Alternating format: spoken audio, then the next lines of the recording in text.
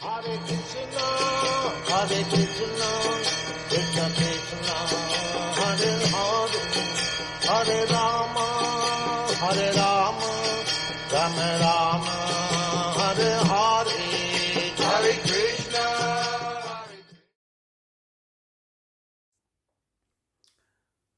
हरे कृष्ण प्रिय भक्तगण, आप सभी का एक बार फिर मयि अर्पित मनोबुद्धि चैनल में स्वागत है। मैं आपका सेवक आनंद वृंदावन दास। मैं परम प्रिय परम पूजनीय मेरे प्रेरणा के अनंत स्रोत श्री श्रीमद् राधा गोविंद दास गोस्वामी गुरु महाराज जी का अति तुक्ष शिष्य हूँ और मेरे गुरु महाराज जी इस्कॉन के संस्थापक आचार्य जगत गुरु श्रील अभय चरणारविंद भक्ति वेदांत स्वामी प्रभुपाद जी के अनन्य कृपा पात्र शिष्य हैं। तो आज के इस वीडियो में एक श्लोक खंड के ऊपर हम लोग चर्चा करेंगे। भगवान ने परम स्वयं भगवान श्री कृष्ण भागवत गीता, अपनी वाणी भागवत गीता में अध्याय 9 के श्लोक संख्या 33 में आप देखिए, श्लोक संख्या 33 में कहते हैं, अनित्यम असुखम लोकम इमं प्राप्य भजस्व माम। अनित्यम असुखम लोकम इमं प्राप्य भजस्व माम। तो इसका मतलब हिंदी में है कि अतः इस क्षणिक दुखमय संसार में आ जाने पर मेरी प्रेमा भक्ति में अपने आप को लगाओ। तो इसी श्लोक के ऊपर हम थोड़ा मेडिटेट करेंगे आज। ये श्लोक वास्तव में 9वें अध्याय भागवत गीता के 9वें अध्याय का सेकंड लास्ट श्लोक है। और अनित्यम असुखम लोकम इमं प्राप्य भजस्व माम। अनित्यम असुखम लोकम इमं प्राप्य भजस्व माम। अनित्यम असुखम लोकम इमं प्राप्य भजस्व माम। बहुत टोटल कितने शब्द हैं? 1 अनित्यम, 2 असुखम, 3 अलोकम, 4 इमं, 5 प्राप्य, 6 भजस्व, 7 माम। सिर्फ 7 शब्दों के इस श्लोक खंड में एक तरह से आप समझिए तो भगवान ने, परम भगवान स्वयं भगवान श्री कृष्ण ने सब कुछ कह दिया है। मतलब सारा बात इस एक श्लोक में निहित है। इस भौतिक जगत के स्वरूप को बता दिया भगवान ने। और इस भौतिक जगत में हम आ गए हैं, तो इस भौतिक जगत में आकर हमको करना क्या है, हमारा क्या करना चाहिए हमको, तो उसको भी भगवान ने बताया है। तो जो स्वयं परम भगवान श्री कृष्ण जो सर्व कारण कारणम है, अनंत कोटि ब्रह्मांड के नायक हैं, अनंत कोटि ब्रह्मांड के आध्यात्मिक भौतिक जगत के जो मूल सृष्टा हैं, मूल पालन करता है, मूल संचालक, मूल नियामक, मूल नियंता, मूल पालन करता और सर्वसमर्थ होते हुए भी भगवान सबके सुहृद हैं, परम हितैषी हैं सबके, और सर्वज्ञ हैं, क्योंकि वो सर्व कारण कारणम है, मूल नियंता, मूल पालन करता, मूल सृष्टा है। तो भगवान सर्वज्ञ हैं अनादिकाल से अनंत काल तक। तो वही सर्वसमर्थ सर्वज्ञ परम हितैषी भगवान ये बात कह रहे हैं कि अनित्यम असुखम लोकम इमं प्राप्य भजस्व माम। तो लोकम, तो भगवान ये जो इस भौतिक जगत का स्वरूप बता रहे हैं कि इस भौतिक जगत का स्वरूप कैसा है, अनित्य है। मतलब यहाँ पे कुछ भी परमानेंट नहीं रहता, सब कुछ परिवर्तित होता रहता है। अनित्यम, तो कोई कह सकता है ठीक है, अनित्य है, टेम्पोररी है, परमानेंट नहीं है, तो यहाँ पे सुख हो सकता है, सुख तो है ना। तो भगवान कहते हैं नहीं नहीं, अनित्य है और असुखम है, यहाँ सुख भी नहीं है। जिस सुख का भ्रम हम लोग पाले रखते हैं अपने मन में, भगवान कहते हैं सुख भी नहीं है यहाँ पे। तो एक तो अनित्य है, सुख भी नहीं है, तो इस लोक को हम प्राप्त हो गए तो अब करें क्या? तो भगवान कहते हैं इमं प्राप्य भजस्व माम। यहाँ आ गए हो, यहाँ पड़ गए हो इस अनित्य असुखम लोकम में, तो तुम्हारा एक ही काम है कि अपना मेरा भजन करो, मेरा। इमं प्राप्य भजस्व माम। भगवान ने माम शब्द कहा है कि केवल मेरा भजन करो, किसी और का नहीं, केवल मेरा भजन करो, भजन करो। तो भजन करने का मकसद क्या है? तो भगवान ने कहा कि उसके पहले बता दिया कि ये लोक जो है, भौतिक जगत जो अनित्य है और असुखम है, यहाँ न नित्यता है न यहाँ पे सुख है।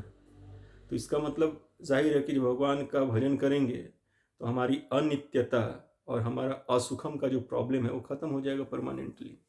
ये समझना चाहिए, जाहिर बात है। तो इस श्लोक में भगवान भौतिक जगत के स्वरूप के बारे में बता दिए कि भौतिक जगत का स्वरूप क्या है। भौतिक जगत का स्वरूप है अनित्य, मतलब यहाँ नित्य नहीं, और असुखम, यहाँ लोग सुख पाने के लिए प्रयास करता है, लेकिन भ्रमित चेतना वाले लोग सुख पाने का प्रयास करते हैं, लेकिन यहाँ पे सुख है ही नहीं, असुखम।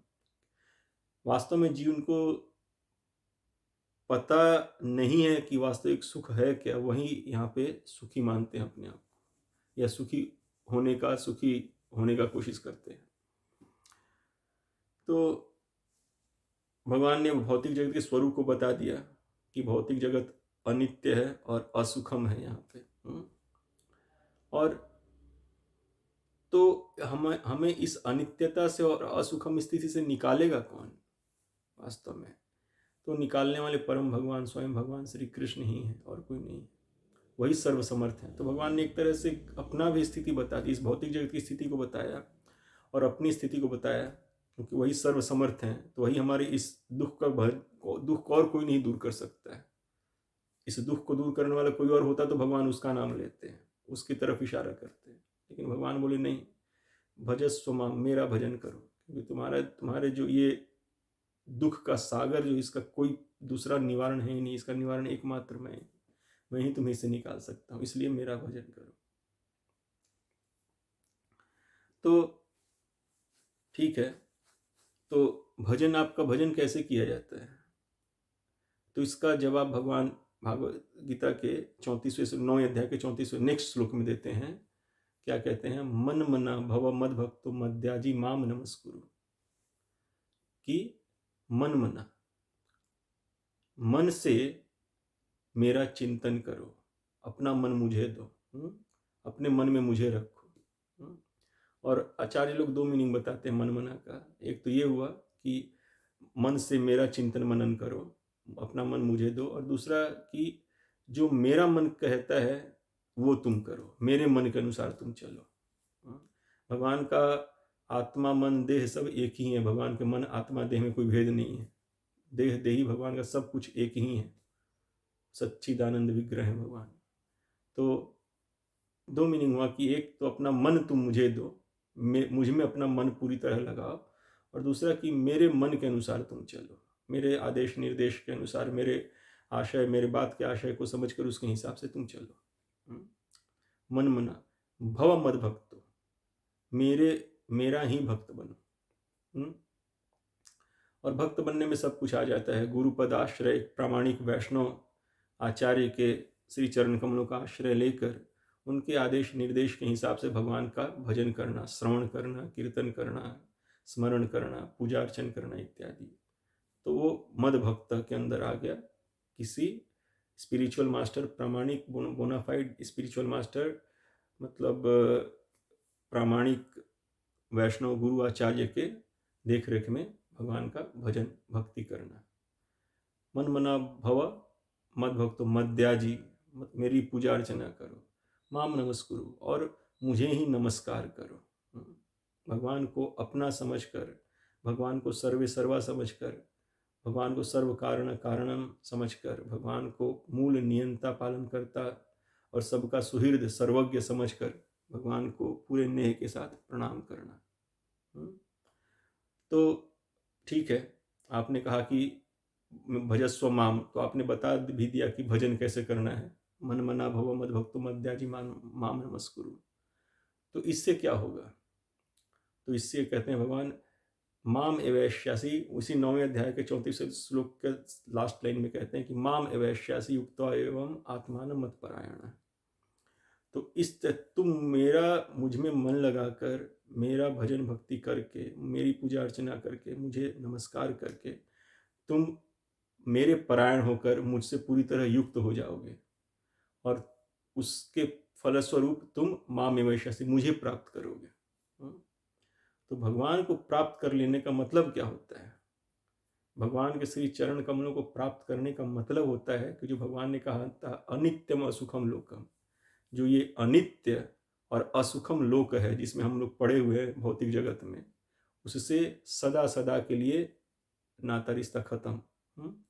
और चूंकि भगवान से जुड़ गए हैं, हम भगवान के परायण होकर, भगवान से युक्त होकर, भगवान से पूरी तरह जुड़ गए हैं, तो हमारा भगवत धाम में जगह, भगवान के श्री चरण कमलों में, भगवान के सानिध्य में, भगवान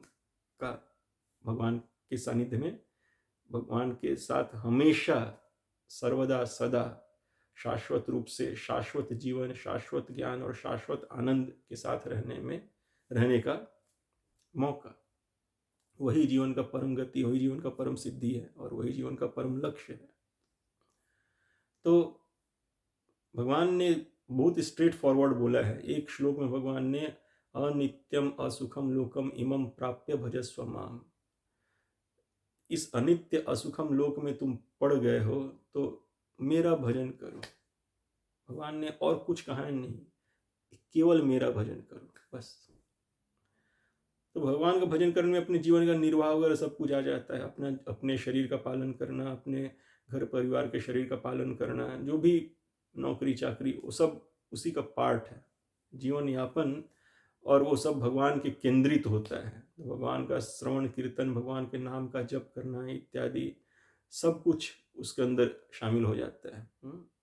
तो जब कृष्ण सेंटर्ड जीवन हम लोग जिएंगे, कृष्ण केंद्रित जीवन जिएंगे, तो हमारा नौकरी करना, चाकरी करना, जीविकोपार्जन करना, सब कुछ भक्ति का अंग हो जाता है एक्चुअली। तो ये भगवान, ये एक श्लोक इतना स्ट्रांग है और हमको इतना मोटिवेट करता है। आप यदि हम लोग इस एक श्लोक खंड को याद रखें, 9वें अध्याय के 33वें श्लोक के दूसरे लाइन को, कि अनित्यम असुखम लोकम इमं प्राप्य भजस्व माम, इसमें अनंत प्रेरणा है एक्चुअली। इसमें अनंत प्रेरणा है और हमको हमेशा, कभी भी हम भजन भक्ति में शिथिल पड़ जाएं, चाहे थोड़ा सा भटक जाएं, तो हमको हमेशा इस श्लोक का यदि स्मरण रहता है तो ये हमको वापस ट्रैक पे ला देगा, हमको वापस हम उत्साह से भर देगा ये श्लोक, क्योंकि ये हमारे अभी करंट स्थिति के बारे में हमको बताता है कि अनित्य है, असुख है। भले हम जितना इसको कहें, लेकिन जो सर्वज्ञ हैं, सर्वे सर्वा हैं, जो हमारे परम हितैषी, वो कह रहे हैं कि तुम अनित्य स्थिति में हो, तुम असुखम स्थिति में हो, दुखम स्थिति में हो, तुम दुख की स्थिति में हो, अनित्य की स्थिति में। तो उन्हीं का बात सर्वोपरि है ना। भगवान ने यही बात 8वें अध्याय के 15वें श्लोक में भी कहा है कि माम उपेत्य पुनर्जन्म दुःखालयम शाश्वतम नाप्नुवन्ति महात्मानः संसिद्धिं परमां गतः, कि जो महात्मा लोग होते हैं, जो मेरे परम प्रेमी भक्त होते हैं, वो सम्यक सिद्धि, पूर्ण सिद्धि प्राप्त कर लेते हैं वो। और पूर्ण सिद्धि क्या है? मेरी प्रेमा भक्ति, मेरे प्रति उनका अटूट लगाव हो जाता है। और उस लगाव की वजह से वो वापस वो मुझे प्राप्त होते हैं, जो कि सम्यक संपूर्ण सिद्धि है, भगवान श्री कृष्ण के श्री चरण कमलों को प्राप्त कर लेना, उनके धाम को प्राप्त कर लेना, वही संपूर्ण सिद्धि वही है, सर्वोपरि संपूर्ण सिद्धि वही है। और वो सिद्धि प्राप्त करने के बाद वो कभी इस दुःखालयम अशाश्वतम जगत में नहीं गिरते। तो भगवान ने वहां भी 8वें अध्याय के 15वें श्लोक में ही भगवान ने कहा है, क्या कहा है, माम उपेत्य पुनर्जन्म दुःखालयम अशाश्वतम। तो जैसे भगवान इस श्लोक में कहा अनित्यम तो अशाश्वत, अनित्यम तो अशाश्वतम। जैसे इस 9वें अध्याय के 33वें श्लोक में भगवान ने क्या कहा, अनित्यम। तो वही बात भगवान ने 8वें अध्याय के 15वें श्लोक में भी कहा है कि अनित्यम का मतलब अशाश्वतम, जो कि शाश्वत नहीं है, टेम्पोररी है। और फिर 9वें अध्याय के 33वें श्लोक में भगवान ने क्या कहा, असुखम। तो असुखम का मतलब दुखालम, दुख, सुख का अभाव मतलब दुख। तो दुखालम अशाश्वतम भगवान ने कह दिया। उसी बात को एक तरह से दोबारा इस श्लोक में कह रहे हैं। तो लेकिन जो भगवान का भजन भक्ति करते हैं स्नेह से, अनन्य भाव से, वो भगवान के श्री चरण कमल को प्राप्त करते हैं, भगवान के धाम को प्राप्त करते हैं। वो वापस इस भौतिक जगत दुखालय में शाश्वत स्थिति में नहीं पड़ते। यदि हम विचार करें तो देखिए, यहाँ पे कुछ भी टिकता नहीं है भौतिक जगत में। बच्चा जब से जन्म लेता है, किसी भी योनि बच्चा जन्म लो, पशु योनि में, पक्षी योनि में, कीट योनि में, मनुष्य योनि में, कहीं भी, तो बच्चा जन्म लेता है तो हम देखते हैं कि वो बढ़ता रहता है। उसका कोई भी शारीरिक स्थिति टिकता नहीं है। ऐसा नहीं कोई भी शारीरिक स्थिति को पाकर वो बस वहीं पर रुक जाए, नहीं, ऐसा होता नहीं। वो शिशु जन्म लेता है, शिशु जन्म लेने के बाद फिर बढ़ता रहता है, उसका शरीर बढ़ता रहता है, शरीर हृष्ट पुष्ट होता जाता है, बढ़ता रहता है, बढ़ता रहता है, बढ़ता रहता है। फिर शिशु अवस्था से, बाल्यावस्था से फिर यौवनावस्था को प्राप्त होता है। यौवनावस्था जो सबसे शरीर के विकास का परम स्थिति, किसी भी जीव के शरीर के विकास का परम स्थिति उसका युवावस्था होता है। तो युवावस्था को प्राप्त होकर कुछ समय तक उस युवावस्था में रहता है वो, लेकिन फिर युवावस्था के बाद फिर वही शरीर का फिर ह्रास शुरू हो जाता है। वृद्धावस्था धीरे धीरे आने लगता है और वृद्धावस्था को प्राप्त होता है। और फिर वृद्धावस्था के बाद फिर मृत्यु को प्राप्त हो जाता है। फिर मृत्यु के बाद फिर दूसरा जन्म, फिर वही देह का सिलसिला, फिर बाल्यावस्था से युवावस्था से वृद्धावस्था, फिर मृत्यु के बाद फिर जन्म, फिर वही बाल्यावस्था, युवावस्था, वृद्धावस्था, फिर मृत्यु। चलता ही रहता है। ये भगवान ने भागवत गीता के दूसरे अध्याय में ही 13वें श्लोक में बात बिल्कुल क्लियर कर दिया है कि देहिनो यस्मिन यथा देहे कौमारम यौवनम जरा तथा देहांतर प्राप्ति धीरस्तत्र न मुह्यति। तो जो टेम्पोररी स्थिति है, जीव तो परमानेंट है। भगवान ने देह और देही को विभिन्न अलग कर दिया, तो जीव तो परमानेंट है, भगवान का अंश जीवात्मा परमानेंट है, लेकिन जो उसका दैहिक स्थिति है वो हमेशा परिवर्तनशील है। तो देह और देही को भिन्न कर दिया भगवान ने, और जीव इटर्नल है, भगवान का अंश जीव इटर्नल है, लेकिन उसका दैहिक स्थिति, भौतिक स्थिति हमेशा परिवर्तनशील है, नित्य नहीं है। ना ही उसका बचपन हमेशा के लिए लगा रहता है। लोग जब जवान हो जाते हैं तो बचपन के दिनों को याद करते रहते हैं। गज़ल भी लोग गाते हैं, ये दौलत भी ले लो, ये शोहरत भी ले लो, भले छीन लो मुझसे मेरी जवानी, मगर मुझको लौटा दो बचपन का सावन, वो कागज़ की कश्तियों पाप, वो बारिश का पानी। तो उनको जवान होते हैं तो बचपन का याद आता रहता है, बचपन उनके हाथ से चला गया है। और जब जवान होने के बाद जब जवानी भी हाथ से छूटने लगता है तो उनको बुढ़ापा आने लगता है। तो बुढ़ापा में अपने जवानी के दिनों को याद करते रहते हैं। प्यार हुआ, इकरार हुआ, प्यार से फिर क्यों डरता है दिल, ब्ला ब्ला, बहुत सारा आप देखेंगे, बहुत सारा बॉलीवुड मूवी है।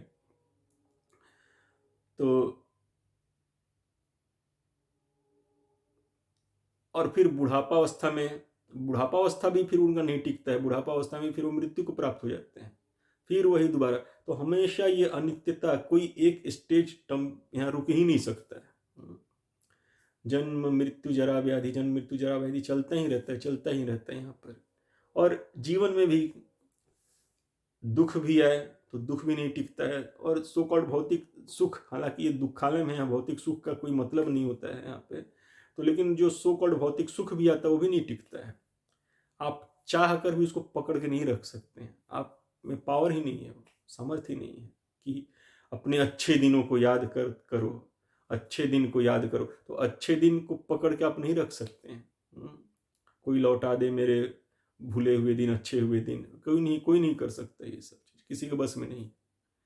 क्योंकि भगवान का एक शक्ति है काल, वो काल का प्रवाह चलता ही रहता है, और काल के प्रवाह में सब कुछ, जगत भी परिवर्तित है, जगत का परिवर्तन होता ही रहता है। सृष्टि विनाश, सृष्टि विनाश, सृष्टि विनाश, ये चलता रहता है। तो भगवान इस भौतिक जगत को, हमारी भौतिक इच्छाओं को पूर्ण की पूर्ति के लिए बनाए हैं, लेकिन एट द सेम टाइम भगवान ये भी एहसास हमको दिलाना चाहते हैं कि ये भौतिक जगत तुम्हारे रहने का जगह नहीं है। जो जगह है रहने का वो है मेरा धाम, भगवत धाम। वहाँ सब कुछ परमानेंट है, वहाँ कुछ भी अनित्यम नहीं है, वहाँ कुछ भी असुखम नहीं है। वहाँ सब कुछ नित्य है, वहाँ सब कुछ सुखमय है, आनंदमय है वहाँ पर। तो आप देखिए, आदमी अपने रहने की जगह के बारे में जिसके पास थोड़ा बहुत भी सामर्थ्य है वो हमेशा कॉन्शियस रहता है। कोई पति अपने पत्नी को कहीं घुमाने ले जाता है, चाहे कहीं घर दिखाने के लिए ले जाता है, तो अगर उसको उस घर का लोकेलिटी, इलाका इत्यादि पसंद नहीं आता है तो कहती है पत्नी की कहाँ लेकर आ गए तुम, ये कौन सा घटिया जगह, ये रहने का जगह है कोई क्या? तो जगह पसंद नहीं है तो रहने के लायक उस जगह को लोग मानते ही नहीं है। तो आदमी हमेशा कॉन्शियस रहता है अपने कहाँ रह रहा है, किस जगह में रह रहा है, हमेशा उसमें सुधार करने का कोशिश करता है। तो झुग्गी झोपड़ी में है तो चाहेगा कि हमको थोड़ा अच्छा जगह मिल जाए रहने के लिए, अपार्टमेंट्स वगैरह मिल जाए। अपार्टमेंट्स मिल जाए तो सोचता है कुछ बंगलो मिल जाए, बंगलो मिल जाए तो महल मिल जाए। इंडिया में तो सोचता है कि यहाँ से लिविंग कंडीशंस अच्छा है। यूरोप में, अमेरिका में तो कहीं मेरे बच्चों को वहाँ का वीज़ा मिल जाए, वहाँ का रेसिडेंसी मिल जाए तो वहाँ चले जाते हैं। तो हमेशा सोचता है कि कुछ रहने के लिए अच्छा मिल जाए, ढूंढता रहता है कि अच्छा जगह कहाँ है रहने के लिए। लेकिन वास्तव में इस भौतिक जगत में आप स्वर्ग में भी चले जाइए, ब्रह्मलोक में भी चले जाइए, वो सब लोग अनित्य ही हैं। वो अनित्यता इस भौतिक जगत का कैरेक्टरिस्टिक है, और असुखम ये भौतिक जगत का कैरेक्टरिस्टिक है। तो भगवान ने इस भौतिक जगत के चरित्र को बता दिया, अनित्यम सुखम लोकम। तो सुखम भगवान कहते हैं, भागवत गीता के दूसरे चैप्टर में कहते हैं भगवान की अशांतस्य कुतः सुखम वाला श्लोक है ना, कि नास्ति बुद्धिर अयुक्तस्य न च युक्तस्य भावना न च भावयतो शांति अशांतस्य कुतः सुखम। आप सोच कर देख लीजिए, आप सुबह से शाम तक, टेम्पोररी तो है इस हम लोग को बात को, आप थोड़ा सा भी अगर सोचने का कोशिश करेंगे तो अपने शरीर को देखिए, अपने बच्चों के शरीर को देखिए, अपने माता पिता के शरीर को देखिए, अपने लोकेलिटी को देखिए, अपने आसपास के लोगों को देखिए, तो आपको ये यकीन हो जाएगा कि अनित्यम है ही, इसमें कोई संदेह नहीं है। और सुखम, आप कितने भी रईस हैं, कितने भी बहुत बड़े आदमी हैं, पैसा है आपके पास या पैसा नहीं आपके पास, आप अपने सारे दिन को खुद रियलाइज करके देखिए कि कितने देर के लिए सुखी स्थिति आपके लिए कितने देर के लिए हुआ है।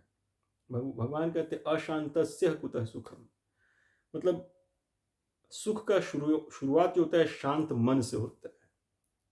यदि मन अशांत है, मन में बवाल मचा हुआ है, तो वो सुख, आप 5 स्टार होटल में रहें, चाहे 5 स्टार बंगलों में रहें, 7 स्टार बंगलों में रहें, कहीं भी रहें, मन अशांत है तो आप सुखी कैसे कह सकते हैं अपने आप को? तो भगवान ने कहा अशांतस्य कुतः सुखम।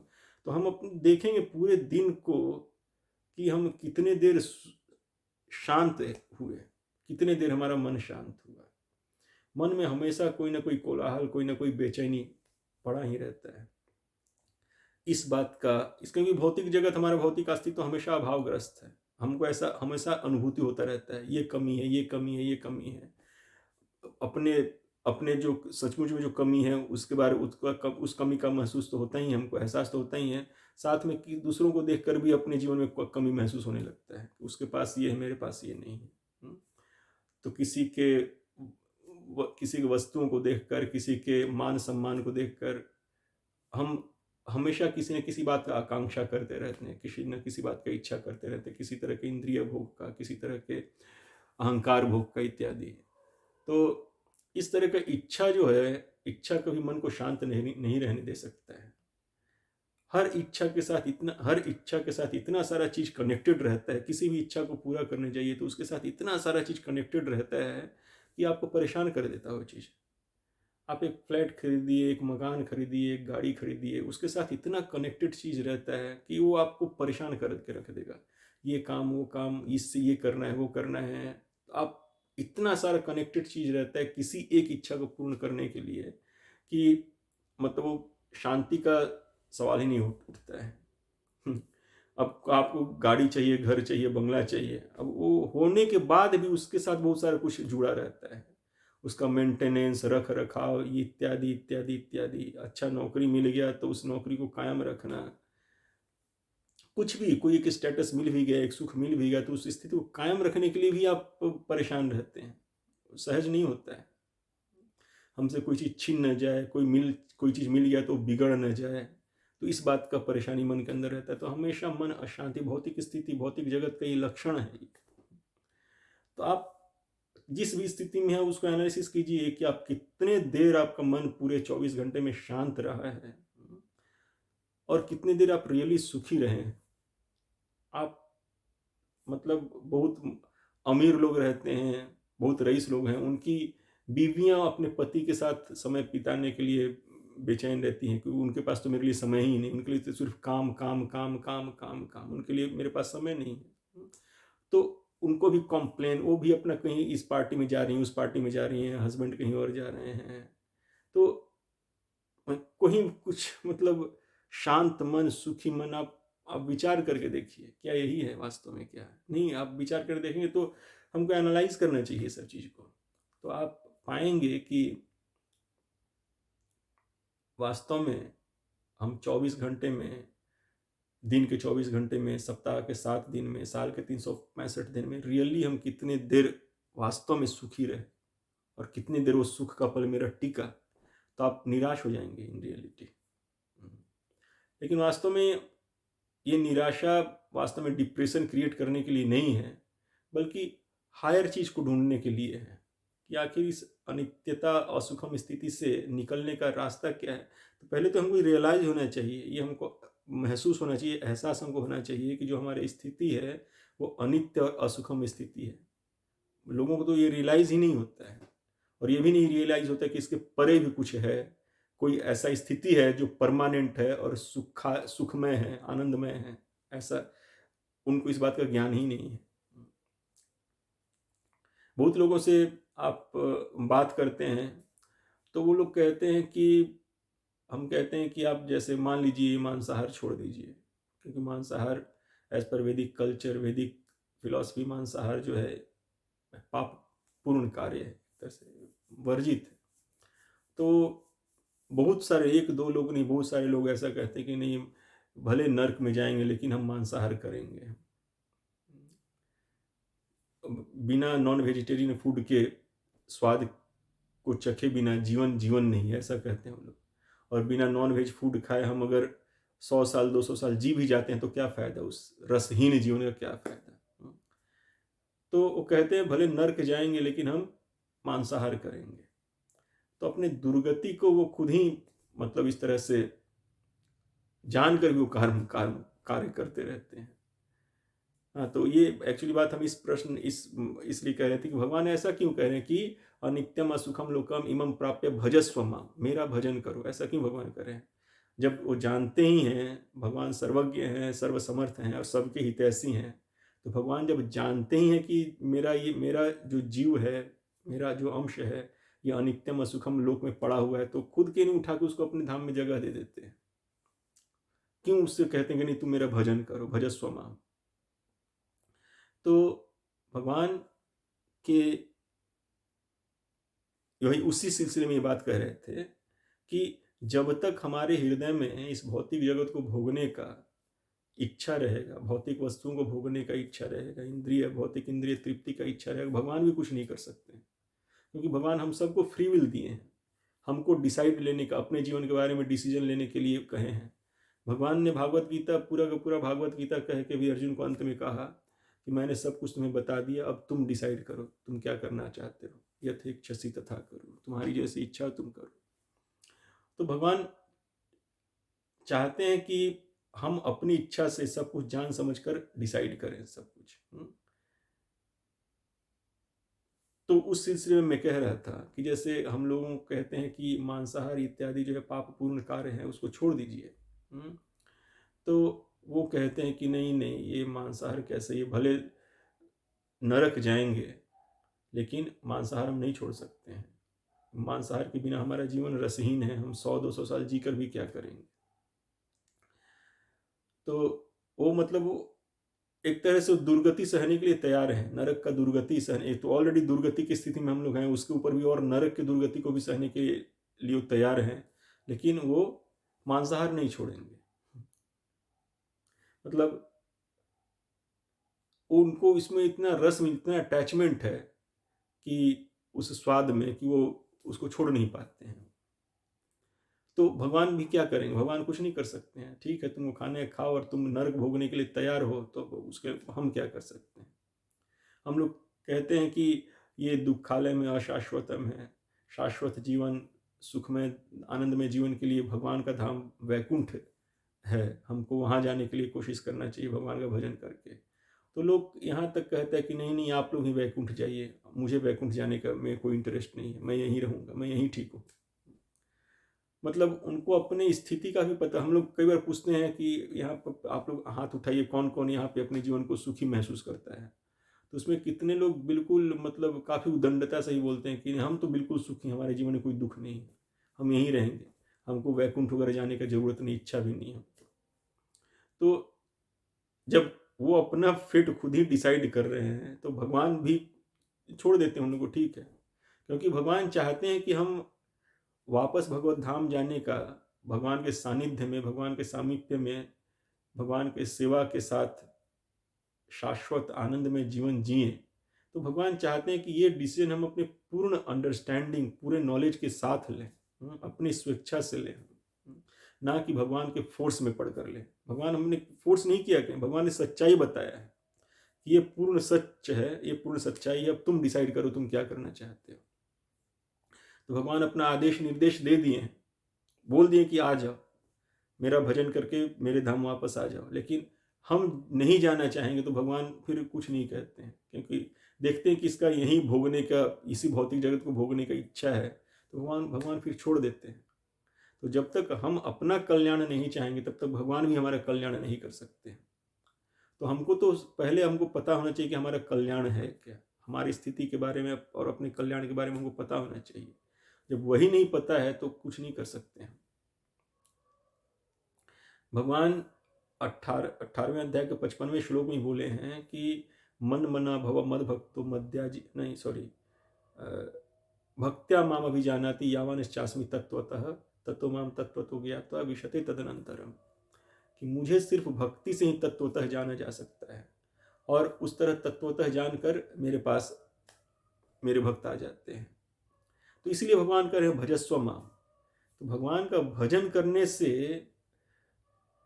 हम भगवान का बारे में प्रामाणिक आचार्यों से सुनने से भगवान का पूर्ण ज्ञान हमें हो जाता है, और भगवान के ज्ञान में ही सब कुछ शामिल है, क्योंकि सब कुछ उनका है।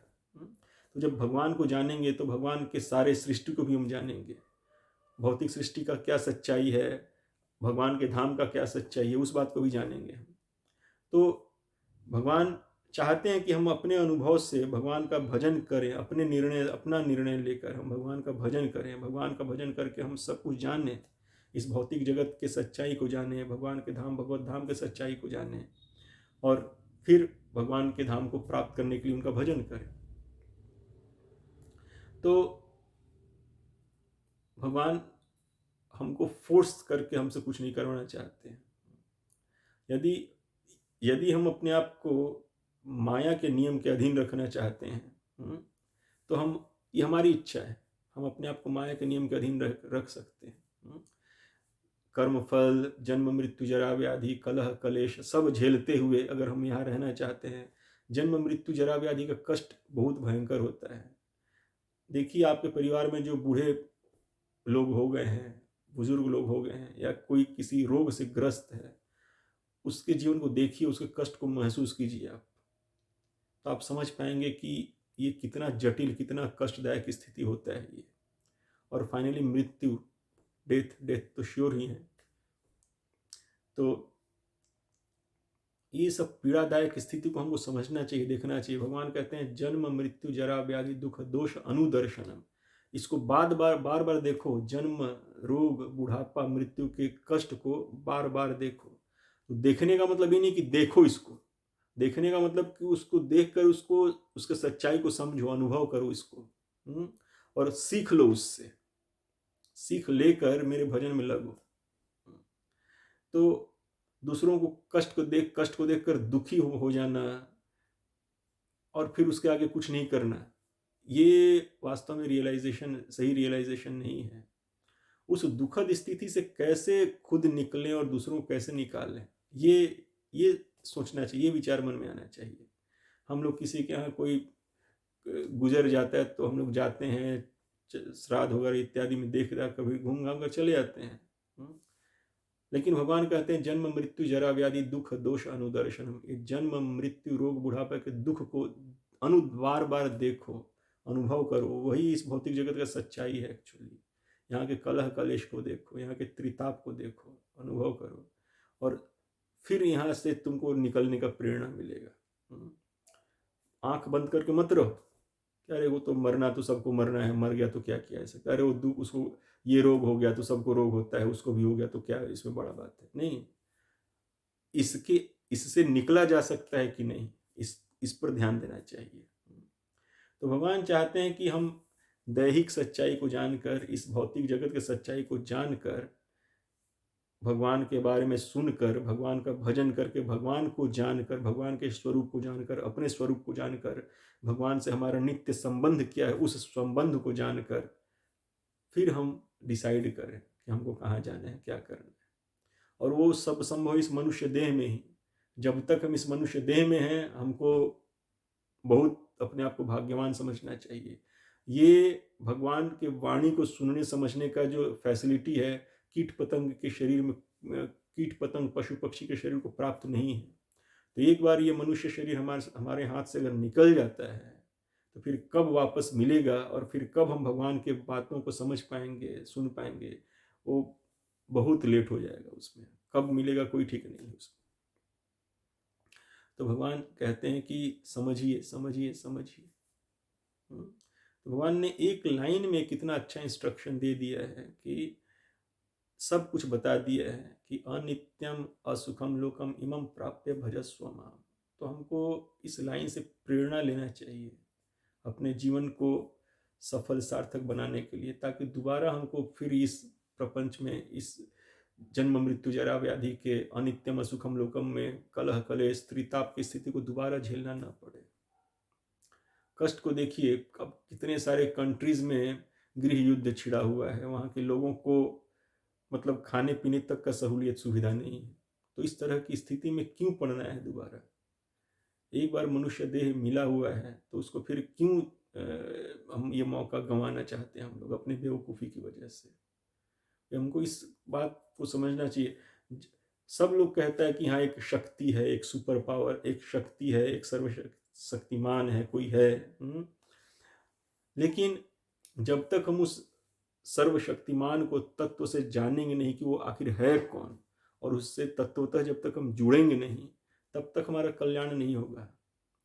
मैन मेड, मनुष्य द्वारा निर्मित, भगवान से स्वतंत्र होकर मनुष्य द्वारा निर्मित कोई भी सिद्धांत, कोई भी पंथ, कोई भी फिलॉसफी, कोई भी मत हमारा कल्याण नहीं कर सकता है, क्योंकि मनुष्य जानता ही नहीं इस पूरे भौतिक जगत की सच्चाई को, अपने बलबूते पे जान नहीं सकता है, और इस भौतिक जगत से परे क्या है वो नहीं जान सकता है।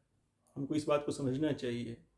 तो कोई भी मनुष्य के द्वारा बनाया गया मत, सिद्धांत इत्यादि से हमारा कल्याण नहीं हो सकता है। वो लोग कुछ समाज कल्याण के लिए कुछ करेंगे, ये करेंगे, वो करेंगे, ठीक है वो सब करें, लेकिन उससे परम कल्याण नहीं होने वाला है। उससे हमारा ये अनित्यम असुखम स्थिति कभी नहीं बदलेगा। ये हमारा अनित्यम असुखम स्थिति तभी बदलेगा जब हम सर्व कारण कारणम, सर्व समर्थ, मूल नियंता, मूल सृष्टा, मूल पालन करता, सर्वज्ञ, सबके सुहृद भगवान श्री कृष्ण के बातों को जब हम मानेंगे और उसको अपने जीवन में यापन करेंगे, तो वही परम भगवान, स्वयं भगवान श्री कृष्ण ने कहा है अनित्यम असुखम लोकम इमं प्राप्य भजस्व माम। तो हमको ये बात करना चाहिए, इससे हमारा कल्याण होगा, किसी और का कल्याण नहीं हो चाहे मत हो, लेकिन हमारा कल्याण जरूर होगा। और रामचरितमानस में भी कहा गया है कि बड़े भाग मानुज तन पावा, सुर दुर्लभ सब ग्रंथन ही गावा। कि बड़े भाग्य से, बड़े सौभाग्य से मनुष्य शरीर हमको मिला है, और ये देवताओं को भी ये शरीर, मनुष्य शरीर दुर्लभ है। तो इस मनुष्य शरीर का उपयोग यही है कि भगवान का भजन करके ये परम सिद्धि को प्राप्त कर लिया जाए। और कलयुग में बहुत दोष है, बहुत अधिक दोष है इस कलयुग में। मोबाइल है, मूवी है, टीवी सीरियल है, बहुत सारा दोष है। आदमी को अज्ञान है, अल्पायु है, इंसान रोगग्रस्त रहता है, जल्दी शीघ्र मृत्यु हो जाता है। 60 70 80 साल, आजकल तो 40 साल में भी हेल्दी हृष्ट पुष्ट लोगों का भी देहांत हो जाता है। तो अल्पायु है, सब कुछ है, इसमें बहुत सारा दोष है कलयुग में। कलह कलेशी, कलह कलह का युग ही इसलिए इसको कलयुग कहा जाता है। कलह, हर बात पे कलह, घर में कलह, समाज में कलह, देश अंतर्राष्ट्रीय स्तर पे कलह, हर जगह कलह ही कलह है यहाँ पे। लेकिन इतने सारे दोषों के बाद शुकदेव गोस्वामी ने श्रीमद् भागवतम में परीक्षित महाराज से कहा है कि कलेर दोष निधि राजन एको ही अस्ति महान गुण कृष्णाद एव कीर्तनाद एव कृष्णस्य मुक्त संगः परम व्रजेत। कलेर दोष निधि राजन एको ही अस्ति महान गुण कीर्तनाद एव कृष्णस्य मुक्त संगः परम व्रजेत। कि ये जो कलिजुग है, ये दोष का निधि है, मतलब समुद्र है ये दोष का। बहुत सारे दोष ही दोष हैं इसमें, लेकिन इसमें एक महान गुण है, मतलब गुण नहीं, महान गुण। शुकदेव गोस्वामी ने एको ही अस्ति महान गुण है, तो उन्होंने सिर्फ गुण नहीं कहा, उन्होंने कहा महान गुण, विशेषता बता रहे हैं महान गुण। तो महान गुण क्या है इस कलयुग का? कि कीर्तनादेव कृष्णस्य मुक्त संगः परम व्रजेत। मात्र श्री कृष्ण के कीर्तन से, उनके नाम जप से, उनके गुणगान से, उनके नाम के, उनके नाम रूप गुण लीला इत्यादि के कीर्तन मात्र से ही हम इस भौतिक जगत के बंधन से मुक्त हो जाएंगे और परम व्रजेत, भगवत धाम, परम गति को प्राप्त होंगे। तो ये फैसिलिटी सिर्फ कलियुग में है। तो ये हमारा भले ही एक कलियुग जो है, कलह कलेश का युग है, लेकिन हमको अपना सौभाग्य भी समझना चाहिए कि जैसे भगवान ने कहा भजस्व माम, वैसे ही सुखदेव गोस्वामी कह रहे हैं कि कीर्तनाद एव कृष्णस्य, केवल कृष्ण के कीर्तन मात्र से, नाम रूप गुण लीला इत्यादि के कीर्तन मात्र से, नाम जपने मात्र से इस भौतिक जगत से हम हमेशा के लिए मुक्त, भवबंधन से मुक्त होकर भगवत धाम, परम व्रजित भगवत धाम को प्राप्त होंगे। तो वहां पे हमारा कोई अनित्य नहीं है, कोई असुखम स्थिति नहीं है। तो इस बात को हमको रिपीटेडली समझना चाहिए, अपने आप से चिंतन, भगवान के वाणी को पढ़ना चाहिए। अपने झूठे ज्ञान के अभिमान को त्याग कर, हम लोग सब अपने आप को बहुत बड़ा ज्ञानी समझते हैं, लेकिन उस ज्ञान से हमारा कोई कल्याण होने वाला नहीं है। वो सिर्फ अभिमान मात्र है, झूठा अभिमान मात्र है, हमारा वास्तव में कोई सामर्थ्य नहीं है। तो इसलिए जो सर्व समर्थ हैं, सर्वशक्तिमान हैं, जो अनादिकाल से अनंत काल तक साक्षात पर ब्रह्म परमेश्वर स्वयं भगवान श्री कृष्ण हैं, उनके वाणी को, जो सर्वज्ञ हैं, परम हितैषी हैं सबके, उन्हीं के हम सभी अंश हैं।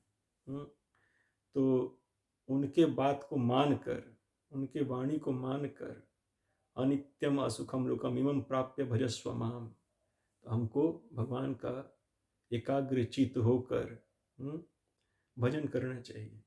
इससे हमारा ही कल्याण होगा। तो हमको अपनी ये मनुष्य द्वारा निर्मित ज्ञान, पंथ, सिद्धांत, मत इत्यादि को त्याग कर, उससे कुछ कल्याण होने वाला नहीं हमारा।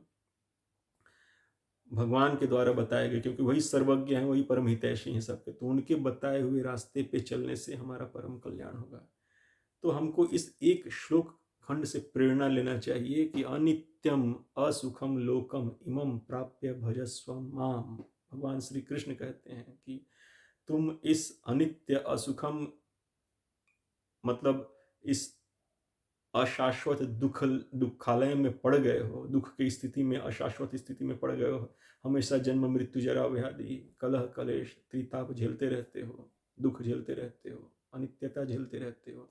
तो इससे निकलने के लिए मेरा भजन करो, तो तुम्हारे जीवन में जो ये अनित्यता असुखम स्थिति है वो हमेशा के लिए खत्म हो जाएगी। तुम मेरे परम धाम को प्राप्त हो गए, मेरे सानिध्य में मेरे साथ तुम शाश्वत सुखमय आनंदमय सहज जीवन बिना किसी प्रयास के शाश्वत आनंदमय जीवन जियोगे। तो हमको इस भगवान के बात को याद रखना चाहिए। भगवान श्री कृष्ण ने जो कहा कि अनित्यम असुखम लोकम इमं प्राप्य भजस्व माम, तो इस बात को हमको ध्यान रखना चाहिए, इस बात से हमको प्रेरित होना चाहिए, प्रेरणा लेना चाहिए और भजन में दृढ़ता पूर्वक लगे रहना चाहिए। हरि नाम जप में, हरे कृष्णा महामंत्र के जप में, हरि कथा कृष्ण कथा के श्रवण कीर्तन में लगे रहना चाहिए हमेशा। तो इस बात को हम कृष्ण प्रसाद ही लेना चाहिए, कृष्ण प्रसाद, कृष्ण को नमस्कार करना चाहिए, कृष्ण को प्रणाम करना चाहिए, अपने मन से श्री कृष्ण का चिंतन मनन करना चाहिए। तो हमारा बेड़ा पार हो जाएगा, परम सिद्धि को प्राप्त होंगे हम लोग, जैसा भगवान ने कहा है। तो हमको भगवान के बात को मानना चाहिए। ये भगवान स्वयं, भगवान श्री कृष्ण चैतन्य महाप्रभु के रूप में आए थे और वही हमको भक्ति सिखा कर गए हैं। श्रीमद् भागवत गीता भागवतम का गूढ़ रहस्य बता कर वही गए हैं हम लोग को। तो उन्हीं के परंपरा में श्रील प्रभुपाद जी हम सबके कल्याण के लिए बहुत सारी पुस्तकें लिखी हैं, भागवत गीता भागवतम इत्यादि। तो श्रील प्रभुपाद जी के पुस्तकों का शरण लेना चाहिए। बहुत सुंदर व्याख्या किया उन्होंने हर एक श्लोक का, तो और बिल्कुल क्लियर। तो इसलिए ये जैसे भागवत गीता यथारूप श्रील प्रभुपाद जी का लिखा हुआ है, उन्हीं के द्वारा इसमें जो गुरु शिष्य परंपरा से प्राप्त जो तात्पर्य है उसको उन्होंने इसमें लिखा है और बहुत ही सरल भाषा में, बहुत ही सहज भाषा में लिखा है उन्होंने। तो इससे हमारा कल्याण होगा। तो हमको अपने कल्याण के बारे में जरूर सोचना चाहिए। तो जब हम इस बात को समझेंगे तभी दूसरों को समझा पाएंगे। हो सकता है 10 आदमी को बताएं, 10 आदमी में से एक आदमी ही समझे, तो समझेगा तो कम से कम एक आदमी, तो उसका कल्याण तो होगा ना। अब आपका भी कल्याण हुआ, आपके साथ एक आदमी और का कल्याण हुआ। तो इस बात को सोच कर समझ कर हमको भगवान के भजन में दृढ़ता से लगना चाहिए, अपना कल्याण करना चाहिए, अपनों का कल्याण करना चाहिए। हरे कृष्णा कृष्णा कृष्णा हरे हरे, हरे राम राम राम हरे हरे। वांछा कल्पतरुभ्यश्च कृपा सिंधुभ्यैव च पतितानां पावनेभ्यो वैष्णवेभ्यो नमो नमः। हरिनाम संकीर्तन यज्ञ की जय, श्रील प्रभुपाद की जय, गुरु महाराज की जय। परम विजय थे श्री कृष्ण संकीर्तनम। हरे कृष्ण।